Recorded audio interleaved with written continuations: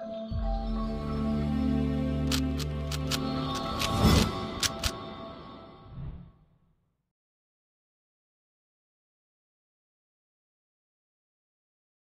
My diligent students, today I will teach you verb. ये बहुत ही important topic है, बहुत ही इंटरेस्टिंग भी है। ओके। और मेरा अपना ये मानना है कि आपको वर्ब और सेंटेंस ये बहुत अच्छी तरह डिटेल में समझने चाहिए। ओके। पूरी इंग्लिश ग्रामर इन दोनों पर ही टिकी है। मेरा अपना ये पर्सनल ओपिनियन यही है। ओके। अब मैं आपको एक और बात बताना चाहता हूँ कि इस वीडियो के एंड में मैंने कुछ क्वेश्चंस दिए हैं। आपको उन क्वेश्चंस को देखना है, आइडेंटिफाई करना है कि ये वर्ब कौन सी है। ओके। ठीक है, let's start. Verb, there are two types of verb, finite and non finite verb. हमें इस वीडियो में सिर्फ समझना है कि फाइनाइट वर्ब और नॉन फाइनाइट वर्ब क्या होती है, इनको हम कैसे आइडेंटिफाई कर सकते हैं। फाइनाइट वर्ब क्या होता है कि फाइनाइट वर्ब रिस्ट्रिक्टेड होती है, मतलब इसकी जो यूज है वो लिमिटेड होते हैं। अंडरस्टूड? इसकी कुछ लिमिटेशंस है। अब इसको मैं और खोल के बताना चाहता हूँ आपको कि फाइनाइट वर्ब क्या है।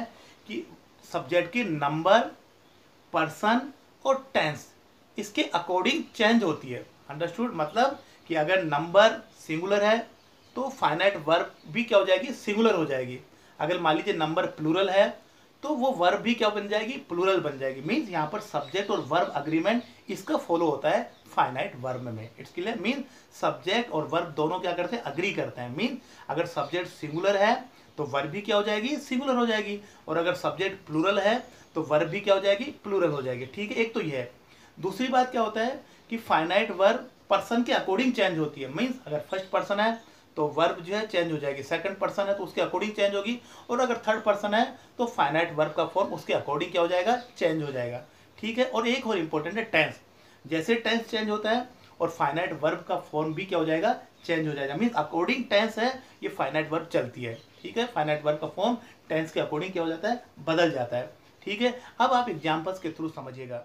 और मेरा ये मानना है कि जितने ज़्यादा आप एग्जाम्पल सोल्व करोगे उतनी ही आपकी इंग्लिश अच्छी होगी। Okay. Practice makes a man perfect. देखिएगा, नंबर, पहले मैंने एग्जाम्पल नंबर के दिया है। A boy reads a book, boys read a book. दोनों सेंटेंस को देखिएगा। रीड्स एक जगह रीड्स है, एक जगह रीड है। A boy reads a book, यहाँ सिंगुलर है बॉय तो मैंने क्या किया है, रीड्स किया है। और बॉयज के साथ मैंने क्या लगाया, रीड किया है। मतलब वर्ब क्या हो रही है, चेंज हो रही है। जैसे नंबर चेंज होता है और वर्ब का फॉर्म क्या हो रहा है, चेंज हो रहा है। ए बॉय सिंगुलर है तो रीड्स कर दिया। याद रखिएगा कि अगर वर्ब को आपको सिंगुलर बनाना है तो उसमें एस और ई एस क्या करता है, ऐड करता है। सिंपल है सब्जेक्ट। और अगर वर्ब को क्या बनाना है, अगर आपको प्लूरल बनाना है तो उसमें एस और ई एस को हम क्या कर देते हैं, माइनस कर देते हैं। मतलब एस और ई एस को हटा देते हैं उस मेन वर्ब से। It's clear? तो बॉय क्या सिंगुलर है तो यहाँ पर रीड्स आ गया, और बॉयज है प्लूरल है तो यहाँ पर क्या आ गया, रीड आ गया। ठीक है। तो मतलब चेंज हो गया। अब देखिएगा person, there are three types of person, first person, second person and third person. अब देखिएगा पहले sentence, I am here. I first person है तो एम आया है, यू सेकंड पर्सन है, आर है, और शी थर्ड पर्सन है तो इज है। मतलब वर्ब जो है वो चेंज हो रही है अकॉर्डिंग अकॉर्डिंग पर्सन। ओके। अब आपके दिमाग में ये क्वेश्चन डेफिनेटली आ रहा होगा कि यहाँ पर एम, आर और इज ये तो हेल्पिंग वर्ब होती है, क्योंकि बच्चों को रटा देते हैं कि एम, आर और इज ये हमेशा हेल्पिंग वर्ब होती है। ऐसा नहीं होता है। एम, आर, इज, वाज और वर्ब ये मेन वर्ब भी होती है। ओके। और इनकी मैं आपको फॉर्म भी बता दूं। एम, आर, इज ये फर्स्ट फॉर्म है, वाज और वर ये सेकंड फॉर्म है, और थर्ड फॉर्म बीन होता है। Okay, clear? अब देखिएगा टेंस, टेंस चेंज हो रहा है, वर्ब भी चेंज हो रही है। She help me yesterday, past tense है तो हेल्प है, सेकंड फॉर्म है। They help them daily, present tense है तो फर्स्ट फॉर्म आ गया। And you will help them tomorrow, future tense है तो फिर फर्स्ट फॉर्म आ गया। मीन्स क्या हो रही है, वर्ब टेंस के अकॉर्डिंग चेंज हो रहा है। अगर टेंस बदल रहा है तो वर्ब भी उसी टेंस का क्या करती है, फॉलो करती है। अंडरस्टूड? तो ठीक है, नंबर और पर्सन और टेंस के अकॉर्डिंग जो चेंज हो रहा है उसको बोलते हैं हम लोग फाइनाइट वर्ब। क्लियर? अब चलते हैं हम लोग नॉन फाइनाइट वर्ब की तरफ। नॉन फाइनाइट वर्ब जैसा कि पता है, नाम ही इससे क्लियर हो रहा है। नॉन फाइनाइट मीन्स फाइनाइट का अपोजिट, मतलब जो फाइनाइट नहीं हो। क्लियर है? ये फाइनाइट का कॉन्ट्रेरी है, फाइनाइट का अपोजिट है, फाइनाइट का क्या एंटोनिम है, आप ये कह सकते हैं। ठीक है। नॉन फाइनाइट वर्ब क्या होता है कि ये इंडिपेंडेंट फॉर्म होती है, मतलब ये फ्री होती है, ये किसी नंबर, पर्सन और टेंस से क्या रिस्ट्रिक्टेड नहीं होती। भले नंबर कैसा भी हो, अंडरस्टूड, टेंस कोई सा भी हो, पर्सन फर्स्ट पर्सन हो, सेकंड पर्सन हो, थर्ड पर्सन हो, इसका अपना एक ही फॉर्म रहेगा, मतलब वो वर्ब की फॉर्म है, चेंज नहीं होगी। It's clear? इन दोनों में यही डिफरेंस है। मैं इसको रीड कर देता हूँ।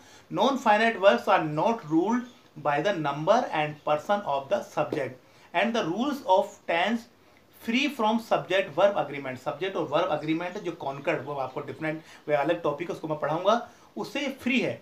अंडरस्टूड? मीन्स कहने का मतलब है कि सब्जेक्ट चाहे सिंगुलर हो या प्लूरल हो, इसका अपना एक ही फॉर्म रहेगा, वो होता है नॉन फाइनाइट वर्ब। और आप समझिएगा कि फाइनाइट का बिल्कुल अपोजिट है नॉन फाइनाइट वर्ब। अब आप एग्जाम्पल्स के थ्रू समझने की कोशिश कीजिएगा। Smiling kids attract everyone. Smiling kid attracts everyone. देखिएगा यहाँ पर स्माइलिंग किड्स, किड्स क्या है आपका प्लूरल है तो भी स्माइलिंग है, और स्माइलिंग किड, किड मैंने सिंगुलर कर दिया तो भी स्माइलिंग है, मतलब चेंज नहीं हो रहा। याद रखिए वही फॉर्म है, स्माइलिंग स्माइलिंग, लेकिन उधर चेंज हो रहा है। Kids attract, kid attract. Understood? तो अट्रैक्ट चेंज हो रही है। अट्रैक्ट जो है पहले अट्रैक्ट है फर्स्ट सेंटेंस में, क्योंकि किड्स क्या है प्लूरल है तो अट्रैक्ट है, और किड सिंगुलर है तो अट्रैक्ट्स हो गया। लेकिन स्माइलिंग अपना फॉर्म बिल्कुल भी चेंज नहीं कर रही है। किड्स में भी स्माइलिंग है और किड में भी क्या है स्माइलिंग है। ठीक है, नेक्स्ट सेंटेंस देखिएगा। They are tired, he is tired. Understood? दोनों सेंटेंस देखिएगा, यहाँ पर क्या दे है तो भी टायर्ड है, और ही इज टायर्ड, ही के साथ भी टायर्ड है, मतलब टायर्ड दोनों के साथ एक ही फॉर्म है, चेंज नहीं हो रहा। अंडरस्टूड? लेकिन वहां पर चेंज है, आर है एक जगह इज है। It's clear? अब देखिएगा, I want to run, she wants to run.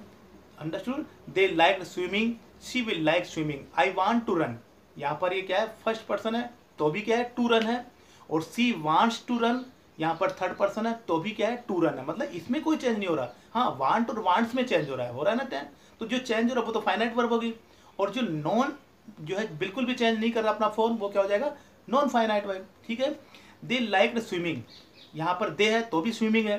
She will like swimming, यहाँ पर शी है तो भी स्विमिंग है। दे लाइक पास्ट टेंस है तो भी स्विमिंग है, और फ्यूचर टेंस आ गया तो भी स्विमिंग है। मतलब कि नॉन फाइनाइट कौन सी वर्ब हो गई कि जो अपने जो पर्सन, सब्जेक्ट के पर्सन, अंडरस्टूड, नंबर और टेंस से बिल्कुल भी अफेक्टेड नहीं है, बिल्कुल भी प्रभावित नहीं, अपना फॉर्म एक रहती। स्माइलिंग स्माइलिंग है, टायर्ड टायर्ड है, टू रन है, स्विमिंग स्विमिंग है, कोई चेंज नहीं इनमें। अंडरस्टूड? अब नेक्स्ट देखिएगा, अब है how to identify finite and non finite verb. Okay, और आपको एक और बात बता दूं कि जब भी आप ग्रामर पढ़ो तो आपके अंदर बहुत सारे क्वेश्चंस आने चाहिए। अंडरस्टूड? तभी वो क्लियर हो, कॉन्सेप्ट तभी क्लियर होगी। यहाँ पर एक क्वेश्चन है, how to identify finite and non finite verb. प्रश्न उठता है कि आप पहचानोगे कैसे कि ये फाइनाइट है या नॉन फाइनाइट वर्ब है। और इसमें इंपॉर्टेंट बात मैं आपको बता दूं, फंक्शन, फंक्शन बहुत जरूरी है। किसी भी वर्ड की मीनिंग फंक्शन पे डिपेंड करती है। अंडरस्टूड? किसी भी वर्ड का जो पार्ट ऑफ स्पीच है वो फंक्शन पे डिपेंड है, उसका फंक्शन क्या है उस सेंटेंस में। अंडरस्टूड? इस पे बहुत डिपेंड करता है उसका मीनिंग। It's clear? तो फंक्शन को आपको समझना है। यहाँ पर आप देखिएगा, फाइनाइट वर्ब का अगर फंक्शन एज एन एक्शन है, मतलब वो वर्ब अगर एक्शन शो कर रही है, अंडरस्टूड, वो वर्ब क्या कर रही है एक्शन बता रही है, ओके, तब तो वो हो जाएगी फाइनाइट वर्ब। मतलब जस्ट क्या कर रही है एक्शन के बारे में बता रही है कि कोई काम हो रहा है, पढ़ रहे हैं, लिख रहे हैं, ओके, राइटिंग, क्लाइंबिंग, स्लीपिंग, ये सब के सब क्या एक्शन हो रहे हैं। अंडरस्टूड? स्लेप्ट, वर्कड, ओके, ये सब के साथ एक्शन है। अंडरस्टूड? अब देखिएगा, I am working now, a child has burned, they are reading books, she is writing notes. Writing, reading, burned और वर्क्स, ये सब के सब फाइनाइट वर्ब क्यों है? क्योंकि ये सिर्फ एक्शन शो कर रहे हैं। यहाँ पर एक्शन मालूम पड़ रहा है, आई एम वर्किंग नाउ, मैं काम कर रहा हूँ। ए चाइल्ड हैज बर्न्ड, एक लड़का जो है वो बर्न्ड हो चुका है, जल चुका है। दे आर रीडिंग बुक्स, इस समय वो क्या कर रहे हैं, पढ़ रहे हैं। मतलब सब में क्या हो रहा है, एक्शन हो रहा है। Understood? A process of action is going. It's clear? तो वो क्या हो जाता है फाइनाइट वर्ब। एक्शन, अब फंक्शन क्या कर रहा है वो वर्ड, उससे आप देख के समझ लो कि फाइनाइट वर्ब है या नॉन फाइनाइट। अगर फंक्शन उसका एक्शन के रूप में है तो फाइनाइट वर्ब है। अब देखिए non finite, non finite verb को कैसे पहचानोगे आप? एक तो non finite verb as a subject, उसका फंक्शन क्या होता है, सब्जेक्ट का फंक्शन होता है। वो वर्ब क्या काम करती है, सब्जेक्ट का काम करती है। अंडरस्टूड? दूसरा, वो verb object of a verb, verb का ऑब्जेक्ट भी काम करती हो, non finite. Third, object of a preposition, preposition है उसका ऑब्जेक्ट भी होती हो।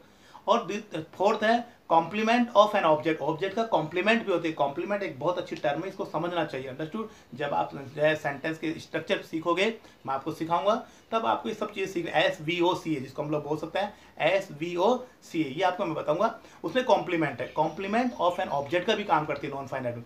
और एज एन एडजेक्टिव, अगर वर्ब एडजेक्टिव का काम करने लग जाए, वर्ब है लेकिन वो किसका काम कर रही है, एडजेक्टिव का काम कर रही है, विशेषण का काम कर रही है, तो फिर वो क्या हो जाएगी, नॉन फाइनाइट वर्ब। क्लियर। तो नॉन फाइनाइट वर्ब को कैसे पहचानोगे, वो अगर सब्जेक्ट के रूप में काम करें, वर्ब के ऑब्जेक्ट के रूप में, प्रेपोजिशन के ऑब्जेक्ट के रूप में काम करें, या फिर कॉम्प्लीमेंट, या फिर वो एडजेक्टिव का फंक्शन करें, तो समझ लेना नॉन फाइनाइट वर्ब। और फाइनाइट वर्ब अगर वो एक्शन का काम करते हैं तो वो सिर्फ फाइनाइट वर्ब। अब देखिएगा इनके एग्जांपल्स नॉन फाइनाइट वर्ब के, देखिएगा। As a subject of a verb, verb के सब्जेक्ट का काम कैसे करती है। To err is human, smoking is injurious to health. अब यहाँ पर देखिए टू एयर एंड स्मोकिंग, ये दोनों के दोनों क्या है, नॉन फाइनाइट वर्ब है, जो किसका काम कर रही है, subject of a verb, verb का सब्जेक्ट का काम कर रही है यहाँ पर। क्लियर। अब देखिए as an object of a verb, ये वर्ब का ऑब्जेक्ट का काम कर रही है। स्टॉप राइटिंग, यहाँ पर वर्ब क्या है, स्टॉप है, और राइटिंग क्या है, ये ऑब्जेक्ट है, किसका ऑब्जेक्ट है, वर्ब का ऑब्जेक्ट है। राइटिंग क्या है, ये नॉन फाइनाइट वर्ब है। शी वांट्स टू प्ले, यहाँ पर वांट क्या है, ये वर्ब है, और टू प्ले क्या है, ये नॉन फाइनाइट वर्ब है, और वांट क्या है, फाइनाइट वर्ब है। अंडरस्टूड, समझना। फाइनाइट क्या है, ये वांट्स क्या है, फाइनाइट वर्ब है, और टू प्ले क्या है, नॉन फाइनाइट वर्ब है। तो ये जो नॉन फाइनाइट वर्ब है वो किसका काम कर रही है, यहाँ पर वर्ब का ऑब्जेक्ट का काम कर रही है। It's clear. अब देखिएगा as the complement of a verb, verb का कॉम्प्लीमेंट भी होता है, मतलब उसका पूरक होता है। ओके, उसका मीनिंग तभी कंप्लीट होगा जब आप वो कॉम्प्लीमेंट लिखोगे। कॉम्प्लीमेंट का मतलब होता है कि वो डिपेंड कर, उसका मीनिंग जो है कॉम्प्लीमेंट पे डिपेंड करता है। अंडरस्टूड। जैसे मैं बोलूँ आई एम, तो ये अपने आप में पूरा नहीं, आई एम ए टीचर, तब टीचर लगा, टीचर क्या हो गया, ये कॉम्प्लीमेंट हो गया। अंडरस्टूड, किसका कॉम्प्लीमेंट हो गया, सब्जेक्ट का। तो यहाँ पर देखिए as the complement of a verb, my wish is to be a teacher, his habit was studying till late hours. अब देखिए यहाँ पर क्या हो गया, इज ये वर्ब है, और इस वर्ब का क्या है, कॉम्प्लीमेंट है, कौन सा, टू बी। अंडरस्टूड। अगर ये वर्ब है और टू बी लगाओगे जब भी ये कंप्लीट होगा। अंडरस्टूड। ये sentence his habit was studying, यहाँ पर वाज क्या है, ये वर्ब है, और स्टडिंग क्या है, ये नॉन फाइनाइट वर्ब है। It's clear. जो किसका कॉम्प्लीमेंट है, ये वर्ब का कॉम्प्लीमेंट है। ठीक है। अब नेक्स्ट देखा, as the object of a preposition, preposition का ऑब्जेक्ट भी होती है। It's clear. अब देखिए the class is about to start, about क्या है, प्रेपोजिशन है, और प्रेपोजिशन का ऑब्जेक्ट कौन सा है, to start, non finite verb. They are fond of eating mangoes, यहाँ पर ऑफ क्या है, ये प्रेपोजिशन है, और ईटिंग क्या हो गया, नॉन फाइनाइट वर्ब, मतलब ये नॉन फाइनाइट वर्ब है, ये किसका, यहाँ पर किसका काम कर रही है, प्रेपोजिशन का ऑब्जेक्ट का काम कर रही है। अंडरस्टूड। नेक्स्ट देखिए, barking dog seldom bite, a burnt child dreads the fire. आपने सुना होगा, ये दोनों प्रोवर्ब है। बार्किंग डॉग सेल्डम बाइट, मतलब जो भौंकने वाले कुत्ते हैं वो बहुत कम काटते हैं, मीन्स जो गरजते हैं सो बरसते नहीं है, और जो बरसते हैं वो गरजते नहीं है। It's clear. अब ये क्या है, as an adjective of a subject, मतलब सब्जेक्ट का जब वो एडजेक्टिव हो जाए, मीन जब वर्ब है जब एडजेक्टिव का काम करने लग जाए। अंडरस्टूड। या फिर जो वर्ब है वो किसको क्वालिफाई करे, किसको क्वालिफाई करे, सब्जेक्ट को, तब वो क्या बन जाएगी, non finite verb. Barking dog seldom bite, यहाँ पर बार्किंग किसको क्वालिफाई कर रहा है, डॉग को। एक्चुअल में बार्क क्या है, वर्ब है, लेकिन यहाँ पर वर्ब नहीं है एक्चुअल में, यहाँ पर क्या एडजेक्टिव है। वर्ब किसका फंक्शन कर रही है, एडजेक्टिव का फंक्शन कर रही है। बार्किंग डॉग, कैसे कुत्ता, ऐसा कुत्ता जो भौंक रहा है।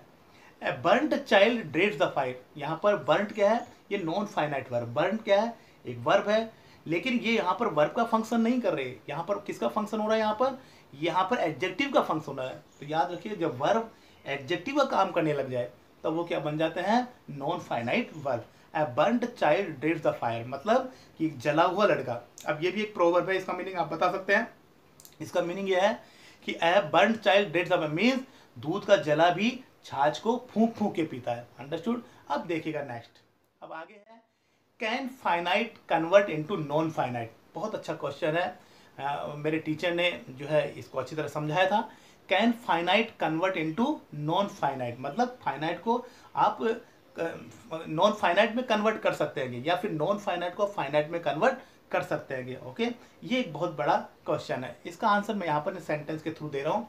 डेफिनेटली आप ऐसा कर सकते हैं, मतलब फाइनाइट नॉन फाइनाइट बना सकते हो और नॉन फाइनाइट को आप फाइनाइट बना सकते हो। देखिएगा, ए रोलिंग स्टोन स्टेज नोवेयर, वही फंक्शन, अगर आपने फंक्शन चेंज कर दिया तो वो फाइनाइट से नॉन फाइनाइट हो जाएगी, अंडरस्टूड, और नॉन फाइनाइट से फाइनाइट हो जाए। फंक्शन ध्यान रखना। A rolling stone stays nowhere, a stone is rolling, दोनों सेंटेंस देखिए। ए रोलिंग स्टोन, यहाँ पर रोलिंग क्या है, ये वर्ब है, लेकिन यहाँ पर किसका काम कर रहे हैं, यहाँ पर ए रोलिंग स्टोन एडजेक्टिव का काम कर रहे हैं, इसका फंक्शन चेंज हो रहा है तो वर्ब, लेकिन इसका फंक्शन क्या है, यहाँ पर एडजेक्टिव का है, तो ये क्या हो जाएगा, नॉन फाइनाइट वर्ब। अब आप इस रोलिंग को क्या बना दो, फाइनाइट बना दो। कैसे बनाओगे, ए स्टोन इज रोलिंग, एक स्टोन है वो रोल कर रहा है, मतलब वो घूम रहा है, तो यहाँ पर क्या ये या रोलिंग क्या शो कर रहा है, action, understood, action of rolling, सिर्फ एक्शन। जब एक्शन बताओगे तो फाइनाइट हो जाएगा, और जब आप ऑब्जेक्ट, ओके, ये सब सब्जेक्ट ऑब्जेक्ट एडजेक्टिव, तब वो क्या हो जाएगा, नॉन फाइनाइट। देखिए, सी इज ईटिंग ए बनाना, और to eat a banana is essential for me. अब यहाँ पर ईटिंग, ये तो क्या है, फाइनाइट वर्ब है, क्यों, क्योंकि यहाँ पर सिर्फ एक्शन हो रहा है कि वो खाना, वो बनाना खा रही है। लेकिन मैं बोलूँ to eat a banana is essential for me, to eat, यहाँ भी ईट है, अंडरस्टूड, लेकिन यहाँ पर क्या है, ये नॉन फाइनाइट वर्ब है, जो किसका काम कर रहे हैं, सब्जेक्ट का काम कर रहे हैं, क्योंकि फंक्शन चेंज हो गया। He has broken A cup, यहाँ पर ब्रोकन क्या है, ये फाइनाइट वर्ब है, क्यों, क्योंकि यहाँ पर एक्शन हुआ है, अंडरस्टूड, यहाँ पर क्या हुआ है, एक क्रिया हुई है, एक एक्शन का परफॉर्म हुआ है। लेकिन यहाँ पर देखो, ए broken heart can not be happy, लेकिन यहाँ भी ब्रोकन है, लेकिन यहाँ पर ब्रोकन क्या हो गया, नॉन फाइनाइट वर्ब है, क्यों, क्योंकि यहाँ पर जो ये ब्रोकन है वो किसका फंक्शन कर रहे हैं, एडजेक्टिव का फंक्शन कर रहे हैं, अंडरस्टूड, इसका फंक्शन चेंज हो गया। ब्रोकन का मीन्स कि मतलब जो टूटा हुआ हार्ट, जो टूटा हुआ दिल है, मतलब हार्ट को क्या कर रहे हैं, क्वालिफाई कर रहे हैं, एक तरह से एडजेक्टिव हो गया है। अब दूसरा देखिए, ही is tired, he is tired, यहाँ पर टायर्ड क्या है, ये एडजेक्टिव है, एडजेक्टिव मीन्स यहाँ पर क्या हो गया, नॉन फाइनाइट वर्ब। टायर्ड किसका काम कर रहा है, यहाँ पर एडजेक्टिव का काम कर रहा है, वो कौन है, जो थक चुका है बेचारा। लेकिन मैं बोलूँ आई हैव टायर्ड, तो यहाँ पर टायर्ड क्या हो गया, ये वर्ब है, कौन सी वर्ब है, फाइनाइट वर्ब है। देखिए, speaking is easier than doing, speaking क्या है, यहाँ पर नॉन फाइनाइट वर्ब है, जो सब्जेक्ट का काम है, और डूइंग ये भी क्या है, नॉन फाइनाइट वर्ब है। लेकिन मैं बोलूँ इसको फाइनाइट में चेंज करूँ, I am speaking to him, तो यहाँ पर स्पीकिंग क्या हो गया, ये फाइनाइट वर्ब हो गया, मतलब the action of speaking, understood, clear है। अब swimming is a good exercise, swimming क्या है, यहाँ पर ये सब्जेक्ट का काम कर रहे हैं, स्विम क्या है, ये वर्ब है, अंडरस्टूड, और जब वर्ब सब्जेक्ट का काम करे तो क्या हो जाएगा, नॉन फाइनाइट। तो ये स्विमिंग क्या है, ये सब्जेक्ट का काम कर रही है यहाँ पर, इसलिए क्या है, ये नॉन फाइनाइट। लेकिन अगर इसको मान लीजिए मैं फाइनाइट में चेंज करूँ तो क्या करना पड़ेगा, मुझे एक्शन में चेंज करना पड़ेगा इसको। आई एम स्विमिंग, मैं तैर रहा हूँ, अंडरस्टूड, तो यहाँ पर स्विमिंग क्या परफॉर्म कर रही है, जस्ट एक्शन, क्लियर। तो जब एक्शन शो हो तो डेफिनेटली वो फाइनाइट वर्ब है, तो आपको क्या करना है, उसका फंक्शन चेंज करना है, अंडरस्टूड, बहुत इजी तरीका है। जैसे ही फंक्शन चेंज करोगे वो फाइनाइट से नॉन फाइनाइट और नॉन फाइनाइट से फाइनाइट की तरफ बिल्कुल चेंज हो जाएगी। अब मैं आपको कुछ क्वेश्चन दे रहा हूँ, आपको आइडेंटिफाई करना है फाइनाइट वर्ब कौन सी है और नॉन फाइनाइट वर्ब कौन सी है। देखिएगा इन सारे सेंटेंस को, और इनके आंसर डेफिनेटली आप मेरे कमेंट बॉक्स में डालिएगा, मैं डेफिनेटली आपको आंसर दूंगा। थोड़े से कॉम्प्लिकेटेड है। They like to catch a rabbit, she used to walk, seeing is believing, having written an application, he went, forgiving is easier than forgetting, he likes dancing. मुझे ये जो 5th नंबर का sentence है बहुत पसंद है, ये प्रोवर्ब है, forgiving is easier than forgetting, he likes dancing, a crying baby is standing here, a baby is crying, I saw a stopped train, I stopped him to talk to me। Okay, इनमें क्या करना है आपको, finite और non finite verb समझना है, लेकिन याद रखिएगा फंक्शन के आधार पर आपको डिसाइड करना है, ठीक है। Okay, thank you so much for watching this video, और मुझे उम्मीद है कि आपने कुछ सीखा होगा मेरी इस वीडियो से। अगली बार मैं आपको बताऊंगा types of non finite verb, okay, कि नॉन फाइनाइट वर्ब के कितने टाइप्स होते हैं। Wait for that. Thank you so much.